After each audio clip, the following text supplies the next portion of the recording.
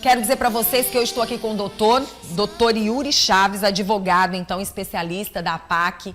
E ele veio hoje aqui para o programa para bater um papo com a gente, né, Yuri? Sim. Isso mexe com muitas famílias, né? Nesse exato momento tem muita gente sofrendo com essa situação e muitas pessoas que não queriam nem estar na família para viver essa história de inventário. Exatamente. Por isso que Direitos e Deveres começa agora.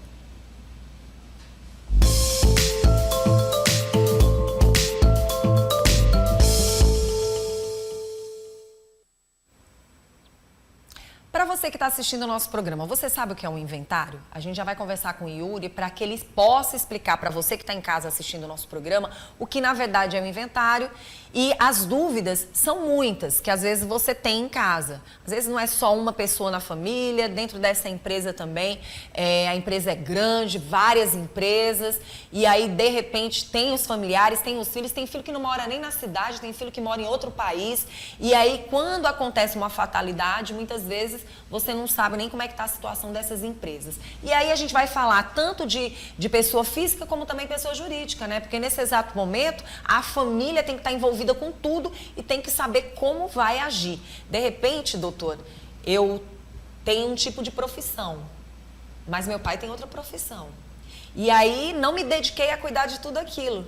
E ele vem a faltar. Como é que eu vou agir para que aquela empresa não venha amanhã ou depois falir porque não teve os meus cuidados, né? E não é só isso. Quando se envolve dinheiro, como o doutor estava agora há pouco falando, muitas vezes o que deveria ser uma solução se torna um grande problema, né? E aí a gente já começa logo explicando para quem está em casa o que é o inventário. Seja bem-vindo. Bom dia, obrigado. Seguinte, o inventário ele é um procedimento muitas vezes judicial, mas também ele pode ser extrajudicial. Ele é um procedimento em que, quando ocorre o falecimento do pai, da mãe, os herdeiros se reúnem, entram com uma ação judicial e nessa ação, o que é que o juiz vai pedir? Ele vai pedir a reunião de todos os bens, de todas as dívidas e após o pagamento de todas as dívidas é que a divisão é feita. Agora, como é que é extrajudicial? Extrajudicial é feito no cartório de uma maneira muito mais simples, muito mais célere e muito mais barata. Mas tem alguns requisitos. Todos os irmãos devem concordar com as divisões e não pode haver herdeiro menor de idade. O inventário judicial, ele é muito longo, ele é muito burocrático, ele é muito caro porque vai haver os impostos, pagamento, paga imposto, paga o judicial, paga advogado, e aí com o tempo um irmão deixa de concordar e aí chama outro advogado, e aí, enfim. Então, sempre existem esses dois tipos de inventário, mas sempre a melhor solução é o extrajudicial, que está tendo um boom ultimamente. Pronto, então vamos falar sobre abrir esse inventário. É obrigatório? E se for obrigatório, em quanto tempo deve ser feito?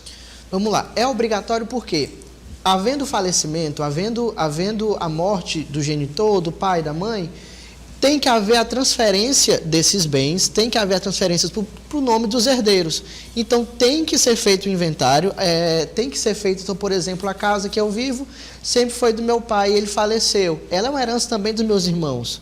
Então, eles têm direito a uma parte daquela casa. Então, tem que ser feito para que ocorra a divisão justa de cada herdeiro, tá? E o inventário ele tem que ser aberto até 6 meses da morte do genitor, do pai e da mãe. Tá? Passou desses 6 meses? Geralmente passa desses 6 meses. Então a gente ainda consegue dar uma entrada. Só que cada vez mais, por ser um ato muito burocrático, a lei diz 6 meses, porque é o tempo útil para você conseguir reunir todas as informações, o que tem de dívida, o que não tem de dívida, o que tem de herança. Mas, claro que se pode entrar com um prazo maior. Só que esse prazo de 6 meses é um prazo muito bom para a família conseguir voltar um pouco vamos pensar agora nessa questão financeira. Doutor, quando o senhor fala de um inventário, as pessoas provavelmente que estão assistindo o programa só querem enxergar o lado bom da história, né? É triste dizer, mas é a realidade. Querem enxergar o que ficou, como vai ser essa partilha. Mas é importante entender que através desse inventário existem dívidas, existem responsabilidades que a partir do momento que você assume um inventário como esse, você também vai ter que assumir as responsabilidades não só do que ficou, mas do que ainda tem que ser pago. Exatamente, né? exatamente. Então, digamos assim, tem um bem. Esse bem nesse inventário vai ter todas as informações do que pode acontecer com o falecimento? Exatamente. A gente chama o primeiro despacho do juiz é nomear o inventariante. Quem é o inventariante? O inventariante é aquela pessoa que vai cuidar de tudo. Ele, por exemplo, é o irmão mais velho que vai administrar os bens. Então, por exemplo, se tem 10 casas, 20 carros, ele vai cuidar que durante o decorrer do processo, aquelas casas e aqueles carros se mantenham no padrão. Para quando terminar tudo isso, então o juiz ele vai se direcionar ao inventariante, o juiz vai perguntar para o inventariante, cadê as dívidas, quais são as dívidas? E tudo isso o juiz vai querer saber. Então, por exemplo, quando acontece o falecimento, as empresas que existem, os credores, eles se manifestam no processo e informam, ó, fulano de tal, que faleceu, existe uma dívida conosco de tanto. É comprovada essa dívida, então essa dívida vai ser tirada do bem que era para ser dividido. Quando é realizado todos os pagamentos, o que sobrar é dividido para cada herdeiro. Agora, achei interessante quando o doutor fala desse irmão mais velho. Se caso esse irmão mais velho não quiser se responsabilizar por esta situação, ou se caso um dos familiares não for a favor. Não, aí quando a gente fala o irmão mais velho, porque geralmente é ele. Mas existe toda uma linha sucessória de quem pode ser. Sim. Então pode ser a viúva, pode ser outro filho. Não havendo nenhum interesse, o juiz ele chama um oficial, ele chama uma pessoa da justiça para que seja o inventariante nesse processo. Pronto. Aí nesse caso, se houver dívidas, que provavelmente tem, toda a família tem dívida, não vai ser diferente.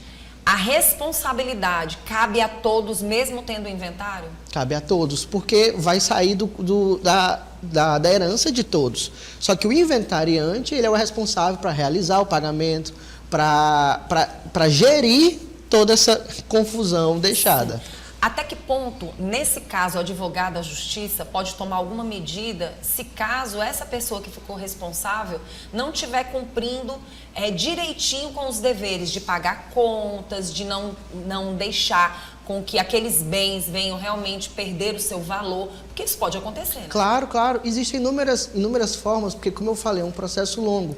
Então, a todo momento, o juiz ele está pedindo esclarecimentos, declarações. Como é que anda isso? Como é que anda aquilo?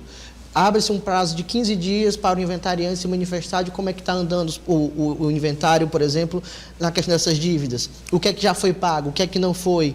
E um outro herdeiro, não vendo que o inventariante está fazendo dessa forma, ele pode ser, juiz, por conta disso, a gente quer remover esse inventariante e eu posso ser. Então, durante o decorrer do processo... mostrado através da justiça, exatamente, né? Que a justiça possa avaliar e analisar se realmente o fato é esse. Exatamente. Porque às vezes pode acontecer o contrário, né? Exatamente. Então, tudo vai ser. Por isso que é bom essa questão do inventário extrajudicial. Porque você está, na verdade, se resguardando de tudo aquilo que está acontecendo, né? Exatamente. E aí chama a atenção da gente também relacionado a esse assunto, porque os bens... Pode-se perder bens nesse processo? Pode-se perder bens porque geralmente eu acho que é um mal brasileiro em que a gente sempre tem mais dívidas do que a gente consegue arcar. Então, às vezes, faz-se o inventário justamente só para pagar dívidas. Então, por isso que, às vezes, muitas pessoas nem fazem o inventário. Sim. Porque sabe que meu pai deixou mais dívida do que bem, então vamos deixar. Então, é um mal brasileiro isso. Como é um mal brasileiro, só pensar nessa questão de bens após a morte. E está tendo um crescimento gigantesco de você pensar nisso antes de morrer. Eu sou empresário, eu trabalhei minha vida inteira para ter meus bens, por que eu só vou morrer e meus herdeiros que lutem? Não. Hoje está crescendo muito o planejamento sucessório. É você planejar, já deixar tudo guardado e tudo dividido, para quando acontecer seu falecimento, cada um já saber o que é que tem. Tem multa relacionada ao inventário? Como é que funciona essa questão? Como assim multas? A multa? Por exemplo, se existe multa, se caso você não cumprir com toda aquela parte extrajudicial? Sim, existe, mas o extrajudicial, ele chega no momento em que ele tem que estar 100% todos os herdeiros de acordo. Sim. Então, se em algum momento algum momento, um herdeiro não cumprir, a multa primeiro é ir para o judicial. Trava aqui, vamos travar isso aqui. Não estão cumprindo, não houve uma divisão certa, enfim, um não concordou. Porque às vezes a pessoa quer jogar a responsabilidade só para quem está cuidando dessa Sim, parte, geralmente, né? geralmente às vezes é acontece isso. muito isso. De repente eu não moro no país, moro em outro país, aí só no final de tudo é que eu vou querer resolver. E como é que fica, depois do falecimento, a partilha desses bens? Exatamente, o inventário ele cuida dessa forma. Então, após o final de todo o pagamento de dívidas, de pagamento de impostos, tudo foi pago, pronto, vamos ver aqui a divisão. Os filhos têm 50%, existem algumas brechas, entre aspas, brechas na lei, que o filho ele só não recebe a quantia devida em caso de tentativa de homicídio, enfim, do genitor, mas o filho, mas eu sou mais próximo do meu filho, do meu pai, do que meu irmão. Ele tem tanto direito quanto você. Então, a viúva, ela tem os outros 50%, a meira, então os filhos, eles têm toda uma divisão. Eu tenho 2 filhos, 25% para cada, entendeu? Quais são os tipos de inventários? Existem tipos existentes? São esses dois, o judicial e o extrajudicial. Pronto. E aí, no caso, pode ser escolhido? Aí vem, o judicial é quando geralmente há litígio, é quando um dos herdeiros é menor de idade. Então, é quando existem, mesmo havendo só um bem, mas você tem esses dois, se eu não concordo com você e eu sou menor de idade, vamos pro judicial. Como é que fica, doutor, dentro de um ambiente, os cuidados, por exemplo, com o patrimônio? Cuidar e reformar ou construir dentro daquele ambiente enquanto ainda os pais não faleceram. Enquanto os pais ainda não faleceram. Tudo isso Mas muitas vezes eles estão ali, às vezes, com uma demência, um mal de Alzheimer, não tem mais condições de ir e vir, mas muitas vezes essa mãe ou esse pai, eles têm noção do que está acontecendo. E às vezes quem está ali cuidando está modificando, está construindo, está transformando. Isso pode acontecer? Pode, mas vamos lá. Na hora que chega, por exemplo, o falecimento de um pai e de uma mãe dessa que tem uma demência, uma idade avançada, o primeiro ponto é, quando chegar nessa situação, entrar com uma ação de curatela. Interditar. Por quê? Você acaba, por exemplo, eu como filho mais velho, posso ser responsável por todas as atitudes referentes ao meu pai e à minha mãe. Só que, claro, isso é outro processo judicial que tem que ser comprovado, tudo direitinho. Mas, por exemplo, nessa situação que você disse, na hora que chega o inventário, o juiz, ele vai querer saber, por exemplo, quanto é que é a avaliação do imóvel. Então, o que você construiu, o que você botou, faz parte do imóvel que não era seu. Era do seu pai, era da sua mãe. Então, para você provar, para você dizer que investiu naquele, aí é outro processo aí que você vai ter que mostrar muita coisa. Pronto. E aí, é possível vender um imóvel como inventário? Sim, mas tem que deixar muito claro que este imóvel, ele está sendo, fazendo parte do inventário. Então, você faz uma promessa de compra e venda, você faz um contrato de promessa de compra e venda, que você deixa especificado tudo isso e você dá a posse, o juiz autoriza para esse comprador. Para quando finalizar o inventário, o contrato de compra e venda, ele é finalizado. E aí a propriedade é passada para o seu nome. Como é que fica quando não existem pais, mas existem netos? Aí existem os representantes, geralmente menores de idade, existem os representantes em que vão representar esses menores de idade. Por exemplo, um tio, uma tia, entendeu? E aí, enquanto tiver familiares, aí vai buscando até o último familiar. Exatamente. Né? E se caso não tiver nenhum familiar, fica para quem? Geralmente vai para o Estado. Eu gostaria também de entender um pouco mais como é que acontece essa partilha. São filhos ou essa partilha também vai partir para os netos? Sim. Primeiro, na ordem, são os filhos. Os filhos, eu vou tratar como se fosse... Porque às vezes o neto já não vive mais com o pai. Sim. Já está com uma família, já tem esposa, já está seguindo o seu mundo. Sim, né? sim. Como é que funciona? Primeiro vem os filhos. Os filhos, na mesma ordem dos filhos, vem a companheira viúva. E aí vem para Os netos, eles só têm direito se o inventariante não, se o falecido deixar expresso algum documento que quer deixar uma parte. Só que viúva e os filhos, eles têm direito a 50% do que foi dado. Só é dado para as outras famílias, para o irmão, para a mãe, por exemplo, quando não é especificado esses aqui, quando não tem um filho e esposa. Entendeu? Aí chama atenção para esse outro lado, né? E se por acaso um familiar renunciar? Ele também tem que ir, expressamente, tem que ser tudo documentado. Tudo documentado. Não posso dizer que não quero esse bem, porque na hora que for para o inventário judicial, o juiz vai chamar você e vai dizer, sim, você tem direito. E aí você tem que fazer uma renúncia, tem que autenticar em cartório, tem que levar-se ao juiz, dizer esse herdeiro está renunciando seus direitos. Doutor, o que mais acontece de complicado, que é importante se chamar para esse lado da justiça, para esse lado extrajudicial? É muito importante, porque tem muita gente assistindo o programa da gente agora, imaginando, não há necessidade disso agora, não há necessidade de eu me envolver. E aí a gente vê o lado da empresa, que nós vamos já falar rapidinho sobre isso, mas eu queria chamar a atenção, por exemplo, daquelas pessoas que muitas vezes cuidam, ainda com os pais vivos, porém eles estão tomando de conta já daqueles bens e muitas vezes fazem o que querem, né? E excluem às vezes os familiares, um dos irmãos. Sim. O primeiro ponto é um ponto que está crescendo muito, que eu até disse anteriormente, é o ponto da doação entre vivos. Então, por exemplo, eu já estou na idade avançada e não quero cuidar dos meus bens, nem das minhas empresas, nem nada. Então, eu faço uma doação entre vivos em que vai ser pago realmente um imposto, mas esse imposto é muito mais barato do que o inventário, em que eu já deixo claro o que é de cada um. Eu já dou para você o meu imóvel e você cuida do seu, o seu irmão cuida do dele. E, por exemplo, a minha casa, enfim, que eu vivo, já é de outra pessoa, mas eu tenho um usufruto para quando eu estiver vivo, a casa ser pertencente a mim. Após meu falecimento, aí passa para o doador. Então, antes de você falecer, você já deixa, percebendo que um irmão já está deixando o outro de lado, você já doa, você já faz essa divisão. Aí a gente já tem que chamar a atenção também para a conversa verbal. Exatamente. Você chega e diz o que você quer, porém, no final de tudo, se não tiver no papel, é um problema. Total.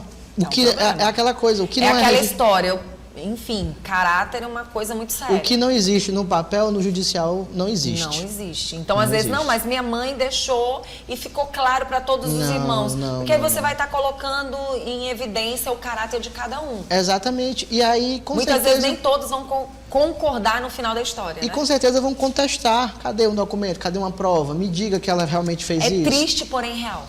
E muito real. A Muito gente acha real. que é só na família dos outros que isso acontece. É verdade. Vamos falar aí do hold familiar. Não é patrimonial, mas sim familiar, né? Exatamente. A hold familiar está tendo uma grande crescente hoje, ainda mais aqui no nosso país, porque é uma empresa, você cria um CNPJ e esse CNPJ você coloca seus herdeiros para ser sócio dessa empresa.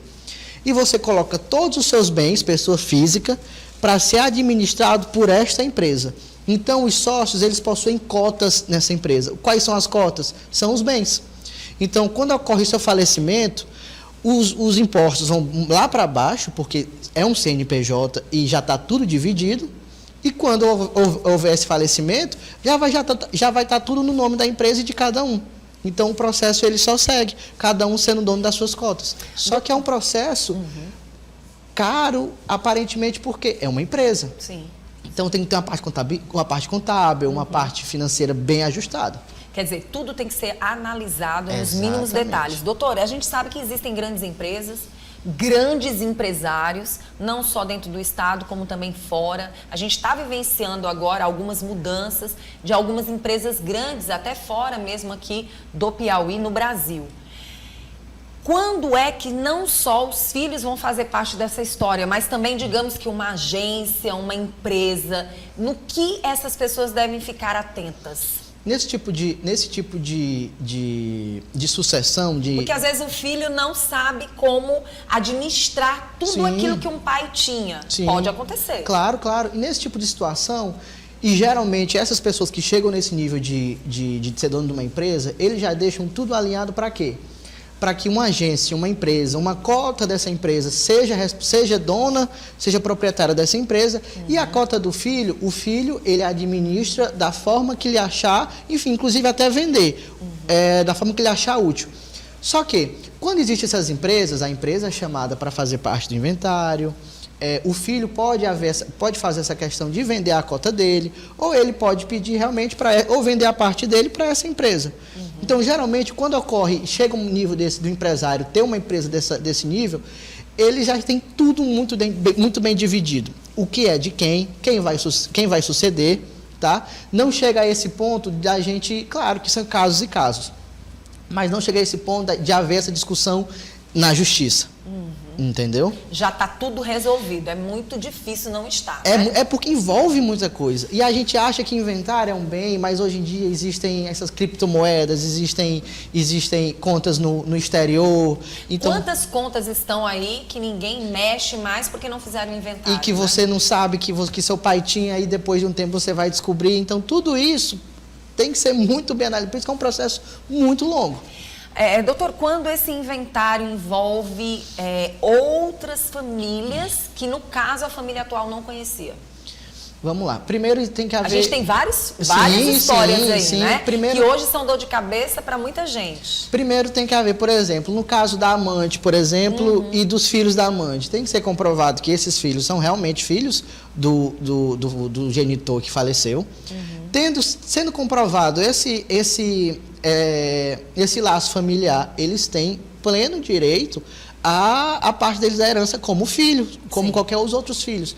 Só que aí tem que haver um processo de DNA antes, pós-mortem, tem que ter todo um procedimento para validar a participação deles no inventário. Pronto. Eu acho que todas as informações foram dadas. Faltou alguma informação, doutor? Não. Só para a gente atentar que nós brasileiros temos muito hábito de só cuidar, só ir atrás quando já existe o problema. Sim. E é um problema que dura 10, 15 anos que é o inventário. Nossa. Então, o que economiza... Porque é muita informação, né, doutor? É muito... Se você vivo já é um trabalho, avalie como uma pessoa morta.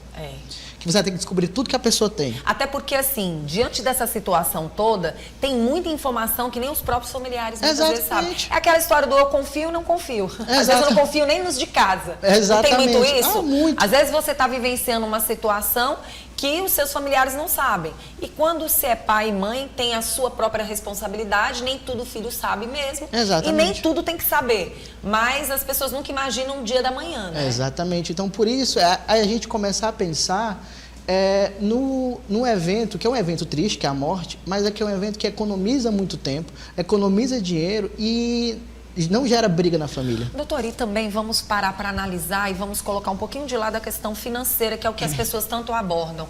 Mas também ali é todo um histórico da família. Sim. E, ao mesmo tempo, também afetivo. Sim. Porque quando você não valoriza o que existiu, a luta, a batalha de um pai, de uma mãe, que hoje você chegou onde você chegou porque teve toda uma batalha acontecida antes, toda uma luta antes, é muito importante, mais do que se preocupar só com a questão financeira, que sempre é o que vai ficar, é importante a gente lembrar que muitas vezes esse patrimônio, ele conta uma história gigantesca, sim. Leva para as próximas gerações também várias informações, até de crescimento, de avanço, e essa história tem que estar ali para ser contada e para ser vivenciada, e muitas vezes as pessoas só querem enxergar o lado do dinheiro, e o lado afetivo muitas vezes não fica. É um pai ou uma mãe que lutou tanto, batalhou tanto para deixar um filho chegar onde ele chegou, e às vezes aquele patrimônio é jogado fora como se não valesse nada. Exatamente. Não tem que ver só o lado financeiro, mas tem que ver todos os lados. Por isso que essa atitude prévia antes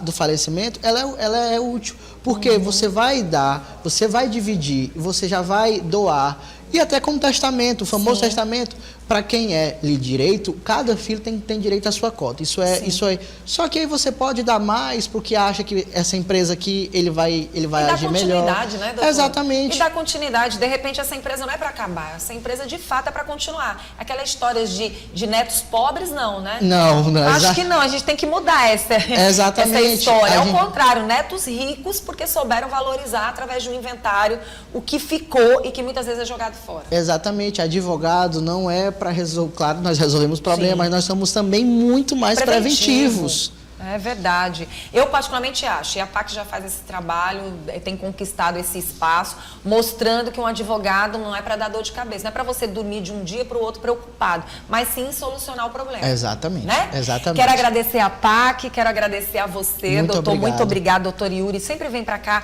para nos trazer sempre boas informações e queremos agradecer de verdade. Muito obrigado pelo espaço. Bom dia a todos. Quem quiser entrar em contato, tem a PAC e tem também o seu Instagram. yurichaves.adv. Obrigada. Obrigado. Olha, continue aí com a gente porque o Direitos e Deveres volta de verdade na próxima semana.